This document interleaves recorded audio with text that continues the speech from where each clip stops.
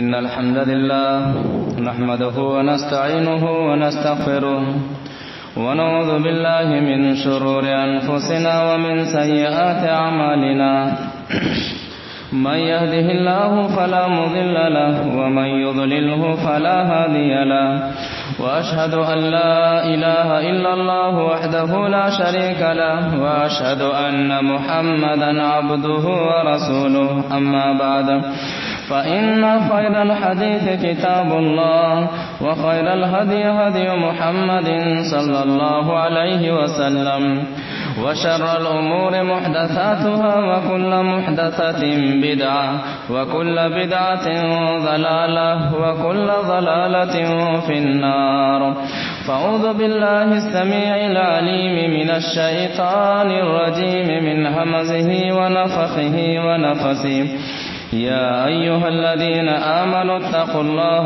حق تقاته ولا تموتن إلا وأنتم مسلمون بسم الله الرحمن الرحيم يا أيها الناس اتقوا ربكم الذي خلقكم من نفس واحدة وخلق منها زوجها وبث منهما رجالا كثيرا ونساء واتقوا الله الذي تساءلون به والأرحام إن الله كان عليكم رقيبا يا أيها الذين آمنوا اتقوا الله وقولوا قولا سديدا يصلح لكم أعمالكم ويغفر لكم ذنوبكم ومن يطع الله ورسوله فقد فاز فوزا عظيما قربانی کے مسائل، چند مسائل کے بارے میں گزشتہ جمعہ ہم سب نے چند مسائل کو جاننے کی کوشش کی. اسی کڑی کو آگے بڑھاتے ہوئے کہ مزید قربانی کے اور مسائل کیا ہیں جسے جاننا بلکہ ہر مسلمان کو ہم میں سے ہر شخص کو جاننا چاہیے تاکہ سنت رسول صلی اللہ علیہ وسلم کے طریقے کے مطابق قربانی کو بھی ہم ادا کر سکیں. قربانی میں اگر آپ بڑا جانور خریدتے ہیں، اونٹ ہے تو حد 10 ہے، 10 آدمی، گائے ہے، بیل ہے تو 7 اس کی حد ہے. حدیث عن ابن عباس رضی اللہ تعالی عنہما قال كنا مع رسول الله صلى الله عليه وسلم في سفر فاشتركنا في البقرة 7 وفي البعير 10 رواه الترمذی في کتاب الاضاحی. ترمذی شریف کی حدیث ہے. راوی حدیث حضرت عبداللہ بن عباس رضی اللہ تعالی عنہما ہے. وہ فرماتے ہیں کہ اللہ کے رسول صلی اللہ علیہ وسلم کے ساتھ ہم سفر میں تھے. فاشترکنا فی البقرۃ 7 تو گائے کی جانب سے ہم لوگ 7 افراد شریک ہوئے. وفی البعیر 10 اور اونٹ ہم نے قربانی دی اور اونٹ میں ہم لوگ 10 افراد شریک رہے. تو بڑے جانوروں میں سے گائے ہے، بیل ہے تو 7 افراد اور اونٹ یا اونٹنی ہے تو 10 افراد. قربانی کا گوشت کب تک رکھ سکتے ہیں؟ اس کی کیا کوئی حد ہے؟ حدیث کیا کہتی ہے؟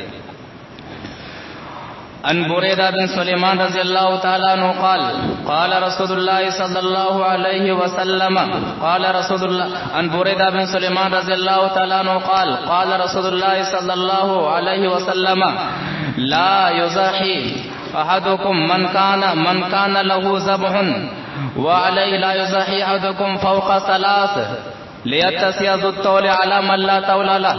ثم قال رسول الله صلى الله عليه وسلم كلوا وأطعموا وادخروا ما بدا لكم وأطعموا وادخروا رواه الترمذی في کتاب الاضاحی.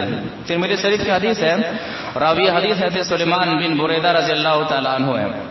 وہ فرماتے ہیں کہ اللہ کے رسول صلی اللہ علیہ وسلم نے فرمایا کہ تم میں سے جو شخص قربانی کرے تو 3 دن سے زیادہ گھر میں گوشت نہ رکھے. لِيَتَّسِعَ ذُو الطَّوْلِ عَلَى مَن لَا طَوْلَ لَهُ تاکہ جو فقراء ہیں، جو محتاجین ہیں، ان کو زیادہ سے زیادہ گوشت مل سکے. ایک سال اللہ کے رسول صلی اللہ علیہ وسلم مدینہ کے اندر موجود ہیں. باہر سے کچھ قبائل کے کچھ لوگ آئے ہوئے تھے. اس بنیاد پر اللہ کے رسول صلی اللہ علیہ وسلم نے کہا تھا کہ 3 دن سے زیادہ قربانی کرنے والے اپنے گھر میں گوشت نہ رکھے۔ مقصود یہ تھا تاکہ زیادہ سے زیادہ لوگ صدقہ کریں، ان لوگوں کے حوالے کریں جو لوگ باہر سے آئے ہوئے ہیں اور وہ قربانی نہیں کر سکتے ہیں، قربانی کرنے کی طاقت اور صلاحیت اس کے پاس نہیں ہے۔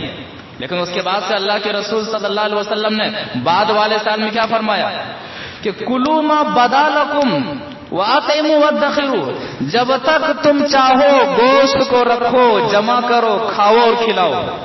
ہم نے اس سال اس لیے کہا تھا کہ اس سال کچھ ایسے لوگ آئے تھے جو محتاج آئے ہوتے، فقراء تھے، وہ قربانی نہیں کر سکتے تھے، تاکہ زیادہ سے زیادہ گوشت انہیں مل سکے۔ اسی لیے ہم نے کہا تھا کہ قربانی دینے والے 3 دن سے زیادہ گوشت نہ رکھیں، لیکن تم جب تک چاہو گوشت کو رکھ سکتے ہو، کھا سکتے ہو اور کھلا سکتے ہو۔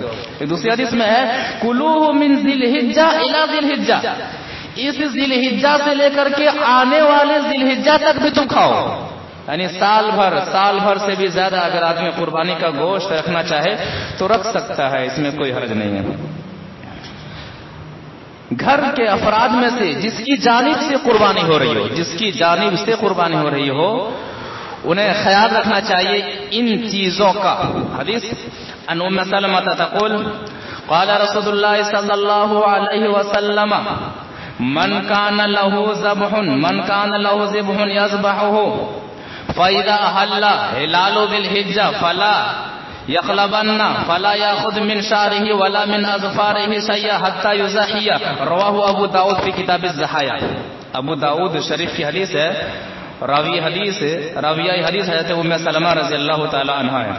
وہ فرماتی ہیں کہ اللہ کے رسول صلی اللہ علیہ وسلم نے فرمایا کہ من کان لہ ذبح، جس کے پاس قربانی کا جانور ہو اور وہ جانور ذبح کرنا چاہتا ہے، تو جن کی جانب سے، جن کے نام سے، جن کی جانب سے ذبح ہونا ہے، اس کے بارے میں شریعت حکم دے رہی ہے کہ فَإِذَا رَأَيْتُمْ فَإِذَا أَحَلَّ هِلَالُ ذِي الْحِجَّةِ، جب ذی الحج کا چاند نظر آ جائے، جب ذی الحج کا چاند نظر آ جائے، فَلَا يَأْخُذَنَّ مِنْ شَعْرِهِ، ناخن کو نہ کاٹے، وَلَا مِنْ أَظْفَارِهِ شَيْئًا، ناخن کو بھی نہ کاٹے اور بال کو بھی نہ کاٹے، فَلَا يَأْخُذَنَّ مِنْ شَعْرِهِ، نہ تو بال کاٹے، چاہے وہ داڑھی کا معاملہ ہو، چاہے وہ بال کا معاملہ ہو، بدن کے کسی بھی حصے کے بال کا معاملہ ہو، وَلَا مِنْ أَظْفَارِهِ شَيْئًا، نہ ناخن کاٹے نہ بال کاٹے، حَتَّى يُزَحِّيَ، یہاں تک کہ ذبح کر لے۔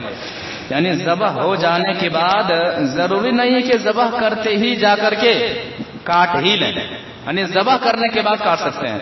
تو جب تم میں سے کوئی شخص ذی الحجہ کا چاند دیکھ لے، ذی الحجہ کا چاند نظر آ جائے، تو نہ تو ناخن کاٹے نہ تو بال کاٹے، بال میں سے چاہے داڑھی کا بال ہو، سر کا بال ہو یا پھر جسم کے کسی بھی حصے کا بال ہو، داڑھی تو عام دنوں میں بھی نہیں کاٹنا ہے۔ کچھ لوگ محض کتنے لوگ ہوتے ہیں داڑھی نکل آئے چونکہ اپنی جانب سے قربانی کرتی ہے، اپنی جانب سے قربانی کرتے ہیں، قربانی ان کی جانب سے ہوتی ہے، 10 دنوں میں نکلتے نہیں گھر سے، داڑھی نکل آئی ہے، لوگ کیا کہیں گے؟ کچھ دن کے داڑھی رکھنی ہے، اپنی جانب سے نکلا کے بیوی کی جانب سے کرا دیتے، بیوی کی کون سی داڑھی نکلنی ہے؟ تو قربانی جس رب کا حکم مانتے ہو یہ 10 دن بال نہیں کاٹتے ہیں، داڑھی نہیں کاٹتے ہیں، اسی رب کا حکم ہے کہ داڑھی چھوڑ دو، چاہے قربانی کے دن کا مسئلہ ہو چاہے زندگی کے کسی بھی موڑ کا مسئلہ ہو۔ قربانی کا جانور ہم نے خریدا، وہ جانور گابھن نکل آئے، کیا کریں؟ پیٹ میں بچہ، اس کی 2 صورت، پیٹ میں بچہ ہوگا، یا تو مرا ہوا بچہ نکلے گا یا تو بچہ زندہ نکلے گا۔ مرا ہوا بچہ ماں کے پیٹ سے نکلے پھر بھی جائز، زندہ بچہ ماں کے پیٹ سے نکلے اس کو ذبح کر دینا ہے، دونوں حالتوں میں اس کا گوشت کھانا جائز ہے۔ اب آپ کی مرضی، آپ کو کراہیت محسوس ہو رہی مت کھائیے، پسند ہے کھائیے، لیکن وہ حلال ہے۔ حدیث عن ابي سعيد الخدري رضي الله تعالى عنه قال قال رسول الله صلى الله عليه وسلم عن الجنين فقال كلوه ان شئتم، قال مسدد قلنا يا رسول الله ننحر الناقة ونذبح البقرة والشاة فنزيد في بطنها الجنين أن نلقيه أم نأكله، فقال كلوه إن شئتم فإن زكاته زكاة أمي، رواه أبو داود في كتاب الضحايا۔ ابو داؤد شریف کی حدیث ہے، راوی حدیث ہے ابو سعید الخدری رضی اللہ تعالیٰ عنہ، وہ کہتے ہیں کہ ہم نے کہا کہ اللہ کے رسول صلی اللہ علیہ وسلم ہم اونٹنی کو نہر کرتے ہیں، گائے کو ذبح کرتے ہیں، بکری کو ذبح کرتے ہیں، فنجد فی بطنها الجنین، پھر ہم یہ دیکھتے ہیں کہ پیٹ میں تو بچہ ہے۔ اے اللہ کے رسول صلی اللہ علیہ وسلم اب کیا کریں، ہم کھائیں کہ پھینک دیں؟ آپ نے کیا فرمایا؟ انلقیہ ام ناکلو، یعنی اس کو پھینک دیں، اس بچے کو پھینک دیں یا پھر اس بچے کو ہم کھائیں؟ پھینک دیں۔ اگر زندہ بچہ ہوتا تو پھینکنے کا سوال ہی نہیں ہوتا، مردہ بچہ ہے، پھینکیں کہ کھائیں؟ آپ نے کیا فرمایا؟ کلو ان شئتم، وہ بچہ تمہارے لیے حلال ہے، تمہاری مرضی، جی چاہے تو کھاؤ۔ کیوں؟ فإن زکاتہ زکات امی، بچے کی ماں کو ذبح کر دینا بچے کو ذبح کر دینے کے برابر ہے۔ اگر وہ بچہ مردہ نکلے تو اس کو ذبح کرنے کی بھی ضرورت نہیں ہے۔ اس حدیث سے اور ایک مسئلہ کہ صرف خصی ہی کی قربانی، کیوں بکری کی بھی قربانی کر سکتے ہیں؟ لوگ بلا وجہ خصی نہیں مل رہی، خصی نہیں مل رہی، کتنے ایسے لوگ نہیں مل رہے قربانیاں نہیں کرتے؟ نہیں، کیا صحابی کیا کرتے ہیں؟ نذبح البقرۃ والشاۃ، اونٹ کو بھی نہر کرتے، اونٹنی کو بھی نہر کرتے ہیں، اور بقرۃ والشاۃ، بکری کو بھی ذبح کرتے ہیں، اور گائے کو بھی ذبح کرتے ہیں، یعنی خصی اور مادہ جو بکری ہے، بکری کی بھی قربانی ہے۔ صحابہ کرام سوال کر رہے ہیں گائے کی بھی قربانی ہے، تو خصی ہی کیوں کہ نہ ملے تو قربانی نہ کرو؟ نہیں، خصی کے علاوہ جو چاہے وہ جانور اونٹ میں مذکر ہو یا مؤنث ہو، گائے میں بیل میں، چاہے گائے ہو چاہے بیل ہو، چاہے اس میں چھوٹے جانوروں میں چاہے خصی ہو چاہے بکری ہو، قربانی کرنا نبی صلی اللہ علیہ وسلم سے ثابت ہے، جائز ہے۔ قربانی کا گوشت غیر مسلموں کو دے سکتے ہیں کہ نہیں دے سکتے ہیں؟ سوال آتا ہے۔ قرآن کیا کہتا ہے؟ سورہ ممتحنہ آیت نمبر 8، لا ينهاكم الله عن الذين لم يقاتلوكم في الدين ولم يخرجوكم من دياركم ان تبروهم وتقسطوا اليهم ان الله يحب المقسطين۔ اللہ تبارک و تعالیٰ تمہیں منع نہیں کرتا ہے بھلائی کرنے سے، اللہ تبارک و تعالیٰ تمہیں اچھا سلوک کرنے سے منع نہیں کرتا ہے۔ کن لوگوں سے؟ ان کافروں سے، ان لوگوں سے جو اسلام کے دائرے میں نہیں ہے، اسلام کے دائرے سے باہر ہے، لیکن وہ تم سے قتال بھی نہیں کر رہے ہیں اور تمہیں تمہارے وطن سے نکال نہیں رہے ہیں۔ ایسے لوگوں کے بارے میں اللہ تبارک و تعالیٰ تمہیں منع نہیں کرتا ہے کہ ان کے ساتھ کیا کرو؟ بھلائی نہ کرو، یعنی ان کے ساتھ بھلائی کرو، ان کے ساتھ اچھائی کرو۔ تو نن مسلم میں سے جو ہمارے دوست ہیں، یار ہیں، اس کو قربانی کا گوشت دینے میں کوئی حرج نہیں ہے۔ ایک حدیث سے اس کی مزید تائید ہوتی ہے۔ حدیث ان مجاہد قال ان عبد الله بن عمرو بن عاص رضی اللہ تعالی عنہما ذبحت له شاة في اهله فلما جاء قال اهديتم لجارنا اليهودي سمعت النبي صلى الله عليه وسلم يقول ما زال جبريل بالجار حتى ظننت انه سيورثه رواه الترمذي في ابواب البر والصلة۔ ترمذی شریف کی حدیث ہے، راوی حدیث حضرت مجاہد ہے، مشہور تابعی ہیں۔ وہ کہتے ہیں کہ صحابی رسول عبداللہ بن عمرو بن عاص رضی اللہ تعالی عنہما کے یہاں بکری ذبح ہوئی۔ جب وہ گھر آتے ہیں تو عبداللہ بن عمرو بن عاص رضی اللہ تعالیٰ عنہما اپنے گھر والوں سے کہتے ہیں احدیتم لجارنا الیہودی، ہمارا پڑوسی جو یہودی ہے، ہمارے یہودی پڑوسی کو گوشت دیا کہ نہیں دیا؟ ہمارے یہودی پڑوسی کو گوشت دیا کہ نہیں دیا؟ کیوں؟ میں نے نبی صلی اللہ علیہ وسلم کی زبانی سنا ہے کہ نبی صلی اللہ علیہ وسلم فرماتے ہیں کہ جبریل علیہ السلام مجھے پڑوسی کے بارے میں وصیت کرتے رہے یہاں تک کہ مجھے گمان ہونے لگا کہ کہیں جبریل مجھے کہیں پڑوسی کا وارث ہی نہ بنا لے۔ آج پڑوسی کو دیکھنا نہیں چاہتا ہے، یہاں پڑوسی غیر مسلم ہے، اس کا خیال کہ اس کو دیا کہ نہیں دیا۔ پڑوسی بحیثیت پڑوسی، چاہے وہ کوئی ہمارا بھائی ہو، ہماری بہن ہو، ہماری پھوپھی ہو، ہمارے رشتہ دار ہو، چاہے کہیں سے بھی آ کر کے بس گئے ہو، چاہے وہ اسلام کے دائرے میں ہو چاہے اسلام سے باہر ہو، وہ پڑوسی ہے۔ بحیثیت پڑوسی اسلام برابر کا حق دیتا ہے۔ تو یہودی پڑوسی ہے، گوشت دیتے ہیں، قربانی کا گوشت دینے میں کوئی حرج نہیں ہے۔ میت کی جانب سے قربانی کرنے کا کیا مسئلہ ہے؟ خاص کر کے کیا میت کی جانب سے قربانی کر سکتے ہیں؟ میت کی جانب سے قربانی کیے جانے کے تعلق سے جو احادیث پیش کی جاتی ہیں ان کا ہم جائزہ لیتے ہیں. پہلی حدیث عن انس قال رأيت عليا يضحي بكبشين فقيل فقلت له ما هذا فقال اوصاني ان رسول الله صلى الله عليه وسلم اوصاني ان اضحي عنه فانا اضحي عنه. رواه ابو داؤد في كتاب الضحايا. ابو داؤد شریف کی حدیث ہے، راوی حدیث حضرت انس ہے. وہ کہتے ہیں کہ میں نے حضرت علی رضی اللہ تعالیٰ عنہ کو دیکھا کہ وہ 2 مینڈھے کو ذبح کر رہے ہیں. میں نے اس کے بارے میں سوال کیا، پوچھا کہ کیا وجہ ہے کہ آپ 2 مینڈھے ذبح کر رہے ہیں؟ کہتے ہیں کہ حضرت علی رضی اللہ تعالیٰ عنہ نے فرمایا نبی صلی اللہ علیہ وسلم نے مجھے وصیت کی ہے کہ میں اللہ کے رسول صلی اللہ علیہ وسلم کی جانب سے بھی قربانی کروں. نبی صلی اللہ علیہ وسلم کی وصیت ہے، اسی لیے میں اللہ کے رسول صلی اللہ علیہ وسلم کی جانب سے قربانی کرتا ہوں، ایک اپنی جانب سے قربانی کرتا ہوں. 2 مینڈھے ہو گئے. ترمذی کو ایک حدیث عن علي انه يضحي بكبشين احدهما عن النبي صلى الله عليه وسلم والاخر عن نفسه فقيل لا فقال امرني به يعني النبي صلى الله عليه وسلم فلا ادعه ابدا. رواه الترمذي في ابواب الوضاحي. ترمذی شریف کی حدیث ہے، راوی حدیث ہے علی رضی اللہ تعالی عنہ. حضرت علی رضی اللہ تعالیٰ عنہ کے بارے میں آتا ہے کہ وہ 2 مینڈے کی قربانی کرتے تھے، ایک اللہ کے رسول صلی اللہ علیہ وسلم کی جانب سے، دوسرا نبی اپنی جانب سے. سوال کیا گیا کہ کیا وجہ ہے 2 مینڈے کی قربانی کیوں؟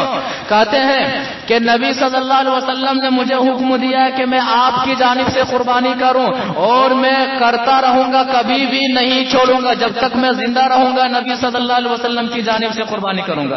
ان 2 حدیثوں کو بنیاد بنا کر کے یہ دلیل پیش کی جاتی ہے کہ میت کی جانب سے قربانی کرنا جائز ہے. حدیث موجود ہے. حدیث کیا ہے؟ اس حدیث کے اندر 3 وجوہات کی بنیاد پر یہ حدیث صحیح نہیں ہے. ان دونوں حدیثوں میں ایک راوی ہے شریک بن عبداللہ قاضی، مدلس ہے، یہ مدلس ضعیف راویوں میں سے. دوسرے راوی ہے حکم بن عتیبہ، یہ بھی مدلس ہے اور یہ مدلس یہ ضعیف راویوں میں سے بھی ہیں. تیسرے راوی ابو الحسن جو مجہول ہیں، یہ بھی ضعیف راویوں میں سے. یعنی ان دونوں حدیثوں میں جو راوی ہیں جو سند کو بیان کرنے والے ہیں، یہ 3 راوی ان دونوں حدیثوں کے اندر ہیں اور یہ تینوں راوی ضعیف روات میں شمار کیے جاتے ہیں. یعنی یہ حدیث اللہ کے رسول صلی اللہ علیہ وسلم سے ثابت ہی نہیں ہے. جب حدیث ثابت ہی نہیں ہے تو دلیل اس حدیث سے کیسے لی جا سکتی ہے؟ تو لہذا ان دونوں حدیثوں کو میت کی جانب سے قربانی کرنے کے لیے دلیل بنانا درست نہیں ہے. اور ایک حدیث سے دلیل لی جاتی ہے. حدیث عن جابر بن عبد الله رضی اللہ تعالی عنہ قال شهدت مع النبي صلى الله عليه وسلم الاضحى في المصلى فلما قضى خطبته نزل من منبره واتي بكبش فذبحه رسول الله صلى الله عليه وسلم وقال بسم الله الله اكبر هذا عني وأمن لم يضحي من امتی. رواہ ابو داؤد فی کتاب الضحایا. ابو داؤد شریف کی حدیث ہے، راوی حدیث حضرت جابر بن عبداللہ رضی اللہ تعالی عنہ ہے. وہ فرماتے ہیں کہ میں نبی صلی اللہ علیہ وسلم کے ساتھ عید الاضحیٰ کے موقع پر عیدگاہ میں تھا، موجود تھا. اللہ کے رسول صلی اللہ علیہ وسلم نے جب خطبہ ختم کیا تو ممبر سے اترے. جب اللہ کے رسول صلی اللہ علیہ وسلم اترے تو اللہ کے رسول صلی اللہ علیہ وسلم کے پاس ایک مینڈا لایا گیا. اللہ کے رسول صلی اللہ علیہ وسلم نے اس کو ذبح کیا. بسم اللہ اللہ اکبر ھذا انی وامن لم یضحی من امتی، یہ میری جانب سے اور میری امت میں سے ان لوگوں کی جانب سے جنہوں نے قربانی نہیں کیا ہے. اور ایک حدیث اسی معنی میں عن جابر بن عبداللہ رضی اللہ تعالیٰ عنہ حدثني ابي ان رسول الله صلى الله عليه وسلم اوتي بكبشين املحين عظيمين اقرنين فذبح احدهما رسول الله صلى الله عليه وسلم وقال بسم الله الله اكبر اللهم عن محمد وامته اللهم عن محمد وامته من شهد لك بالتوحید وشهد لي بالبلاغ. رواه البيهقي في معرفة السنن والاثار. بيهقي کی حدیث ہے، راوی حدیث ہے جابر بن عبداللہ رضی اللہ تعالی عنہ. وہ کہتے ہیں کہ میرے باپ روایت کرتے ہیں، مجھ سے بیان کرتے ہیں کہ اللہ کے رسول صلی اللہ علیہ وسلم کے پاس 2 سینگ والے چتکبڑے اور خصی کیے ہوئے مینڈے لائے گئے، خصی کیے ہوئے مینڈے لائے گئے. اللہ کے رسول صلی اللہ علیہ وسلم نے ان میں سے ایک کو ذبح کیا. کیا کہتے ہوئے؟ بسم اللہ اللہ اکبر اللہم عن محمد و امتی. اللہ یہ محمد صلی اللہ علیہ وسلم کی جانب سے اور محمد صلی اللہ علیہ وسلم کی امت کی جانب سے، میری محمد صلی اللہ علیہ وسلم کی امت میں سے من شہید لک بالتوحید، جنہوں نے توحید کی، امت محمدیہ میں سے جنہوں نے توحید کی گواہی دی ان کی جانب سے، اور جنہوں نے اس بات کی گواہی دی کہ محمد صلی اللہ علیہ وسلم نے دین کو من و عن پہنچا دیا ہے، ان امتیوں کی جانب سے. یعنی مشرکین یہاں سے چھٹ گئے. موحدین امتی کی جانب سے اور میری جانب سے. ان دونوں حدیثوں کو بنیاد بنا کر کے یہ دلیل لی جاتی ہے کہ میت کی جانب سے قربانی کرنا جائز ہے، اس لیے کہ جب کہہ رہے ہیں کہ میری امت کی جانب سے، تو امت میں سے ایسے لوگ بھی ہیں جو بھی پیدا نہیں ہوئے تھے. یہاں بھی 3 وجوہات کی بنیاد پر اس حدیث سے میت کی جانب سے قربانی کرنا درست نہیں ہے. پہلی وجہ، نبی صلی اللہ علیہ وسلم کا اپنی امت کے لیے دعا کر رہے ہیں، اپنی امت کے لیے قربانی کر رہے ہیں. ہماری کوئی امت نہیں ہے، اپنی امت کے لیے نبی کا ہونا شرط ہے. ہماری کوئی امت نہیں ہے، نبی صلی اللہ علیہ وسلم اپنی امت کے لیے کر رہے ہیں، آدمی کی کوئی امت نہیں ہے. امت کے لیے، امتی اپنی امت ہونے کے لیے نبی کا ہونا شرط ہے. دوسری وجہ، یہ معاملہ اللہ کے رسول صلی اللہ علیہ وسلم کی خصوصیات میں سے ہے. شیخ البانی رحمہ اللہ نے بھی اسی چیز کو واضح کیا ہے. جس طرح سے 4 سے زائد شادیاں کرنا یہ اللہ کے رسول صلی اللہ علیہ وسلم کی خصوصیات میں سے ہے، اور جہاں بہت ساری چیزیں اللہ کے رسول صلی اللہ علیہ وسلم کی خصوصیات میں سے، اسی طرح سے امت کی جانب سے قربانی کرنا یہ نبی صلی اللہ علیہ وسلم کی خصوصیات میں سے. تیسری وجہ، سلف صالحین میں سے یعنی صحابہ اور تابعین یا پھر ائمہ دین میں سے کسی نے بھی میت کی جانب سے قربانی کرنے کے لیے اس حدیث کو دلیل نہیں بنایا. اگر یہ حدیث میت کی جانب سے قربانی کرنے کے لیے واضح ہوتی تو صحابہ کرام ضرور اس پر عمل کرتے. لہذا میت کی جانب سے خاص حصہ مقرر کرنا بڑے جانوروں میں، یا پھر خصی ہے، بکری ہے، مکمل طریقے سے میت کی جانب سے قربانی کرنا یہ اللہ کے رسول صلی اللہ علیہ وسلم سے ثابت نہیں ہے. ہاں ایک طریقہ ہے، ایک صورت ہے، وہ صورت یہ ہے کہ زندوں میں مردوں کو شامل کر لیا جائے، میری جانب سے، میرے گھر والوں کی جانب سے. اس میں گھر والوں میں جو زندہ ہیں وہ بھی آ گئے، جو مردہ ہیں وہ بھی آ گئے. لیکن خاص میت کی جانب سے ایک حصہ مقرر کرنا یا پھر ایک خصی، ایک بکری دینا یہ غلط ہے. لیکن زندوں کے ساتھ ان کے تابع مردوں کو آپ لا سکتے ہیں. حدیث ان عائشہ ان رسول اللہ صلی اللہ علیہ وسلم امر بکبش اقرن یطؤ فی سواد ویبرق فی سواد وینظر فی سواد فأتي به ليضحي به فقال لعائشة علم المدية ثم قال اشهديها بحجر ففعلت ثم اخذها واخذ الكبش فازعزه ثم ذبحه ثم قال اللهم بسم الله اللهم تقبل من محمد وآل محمد و امت محمد ثم ذهبی. رواہ مسلم فی کتاب الازاہر. مسلم شریف کی حدیث ہے. راویہ حدیث حضرت عائشہ رضی اللہ تعالی عنہا، وہ فرماتی ہیں کہ اللہ کے رسول صلی اللہ علیہ وسلم کے پاس ایک چتکبرا مینڈا لایا گیا. اللہ کے رسول صلی اللہ علیہ وسلم نے کہا کہ عائشہ چھری تیز کرو. حضرت عائشہ رضی اللہ تعالی عنہا فرماتی ہے میں نے چھری کو تیز کیا، چھری تیز کرنی چاہیے.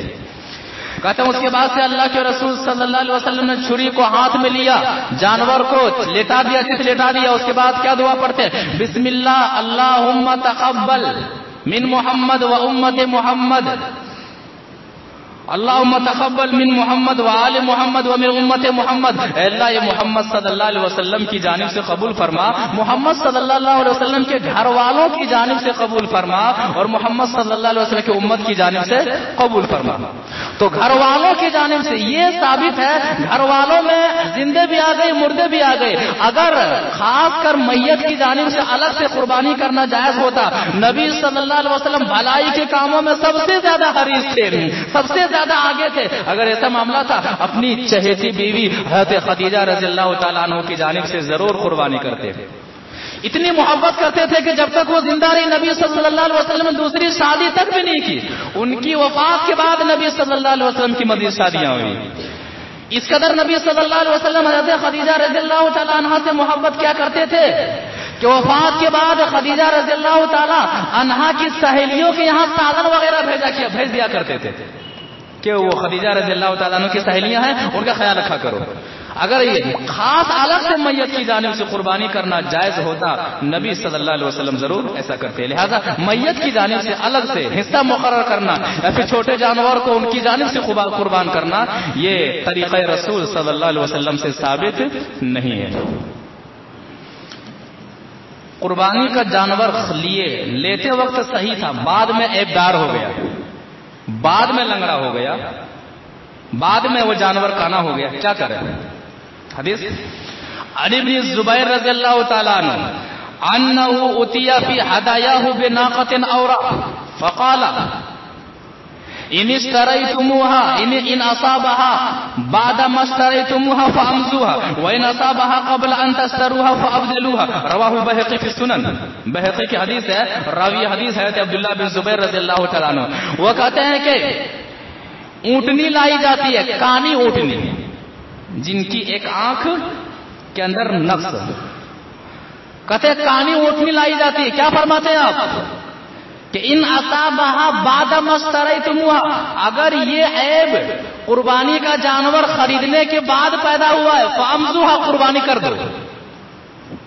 قربانی کا جانور خریدنے کے بعد اگر یہ عیب پیدا ہوا ہے فامزوها، قربانی کر دو.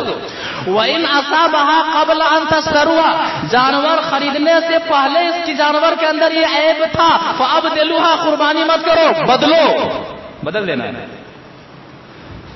تو حدیث ہے کہ جانور آپ نے خرید لیا، ہم نے خرید لیا، جانور خریدنے کے بعد اگر عیب پیدا ہو جائے تو قربانی ہو جائے گی، لیکن جانور خریدنے سے قبل اس کے اندر عیب تھا، اس جانور کو بدل دینا ہے، قربانی نہیں ہوگی.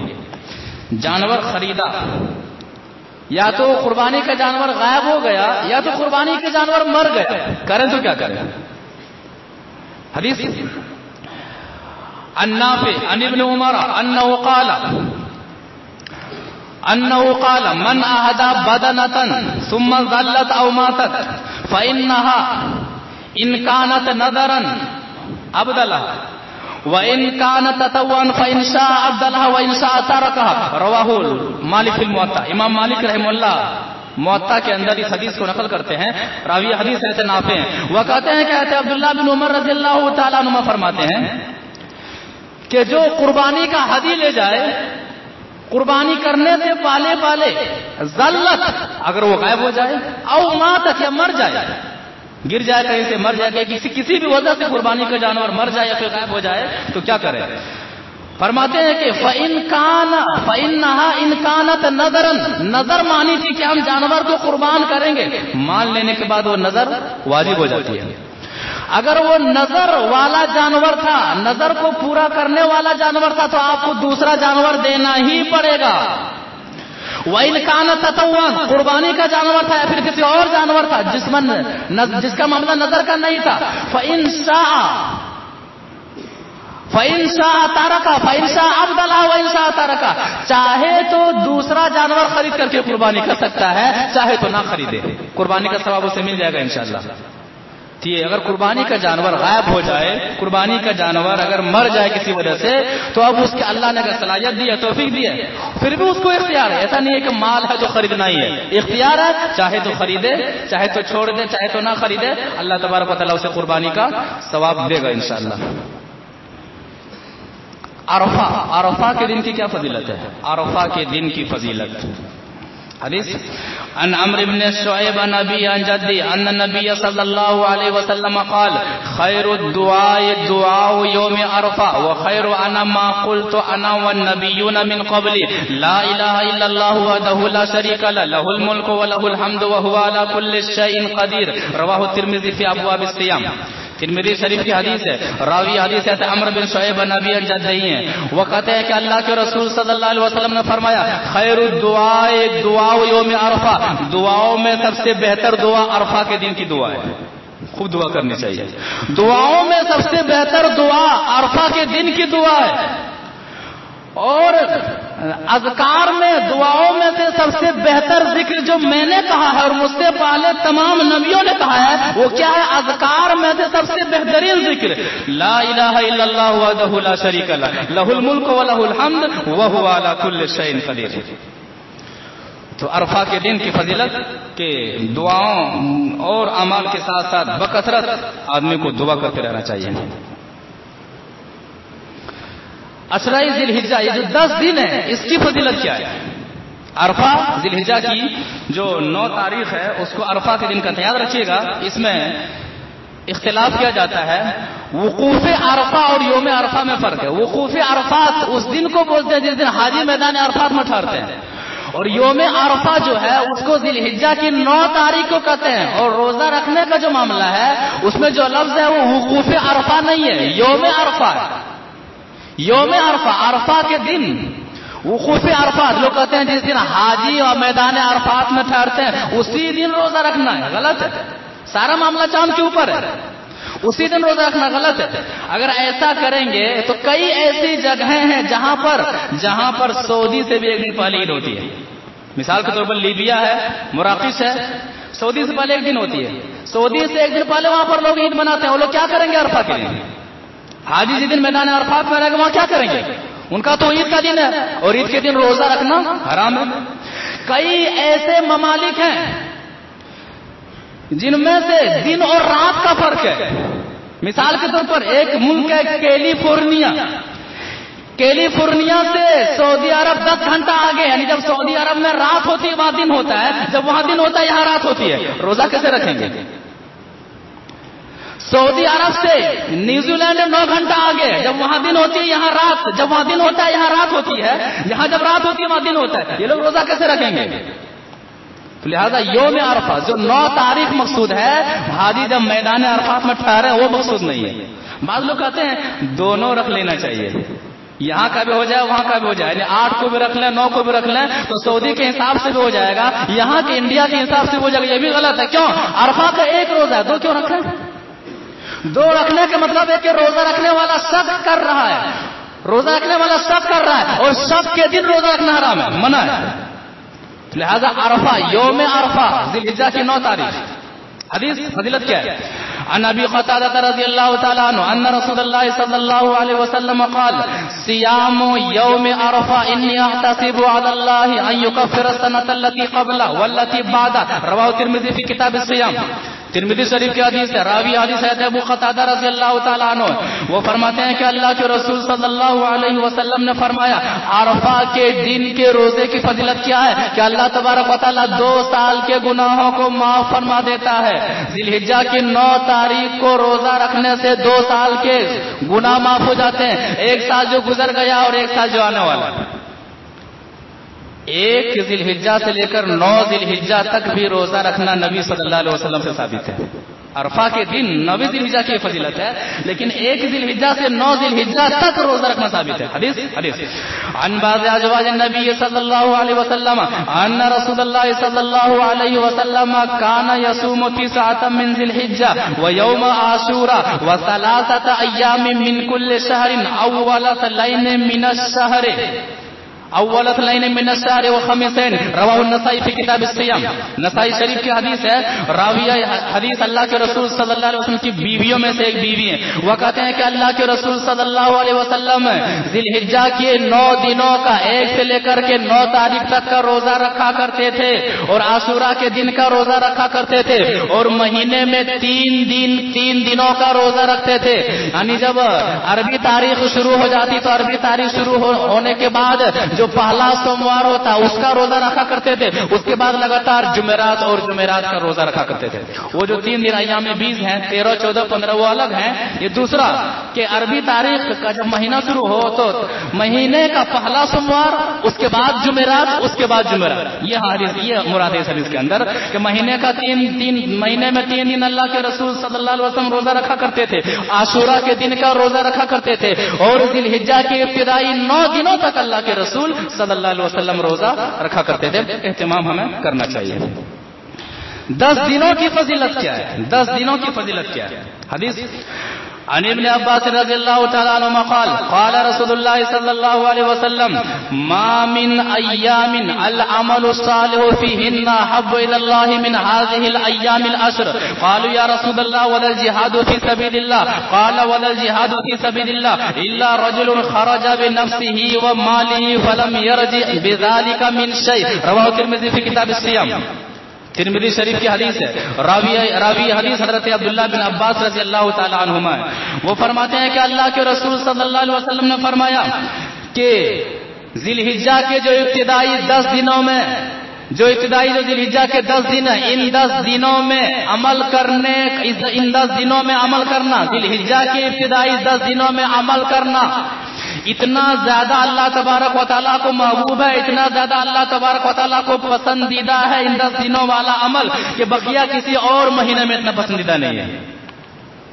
ذی الحجہ 1 ذی الحجہ سے 10 ذی الحجہ تک ان دنوں میں آدمی جو عمل کرتا ہے، استغفار کیجئے، صدقہ و خیرات کیجئے، نوافل کا اہتمام کیجئے، گناہوں سے توبہ کیجئے۔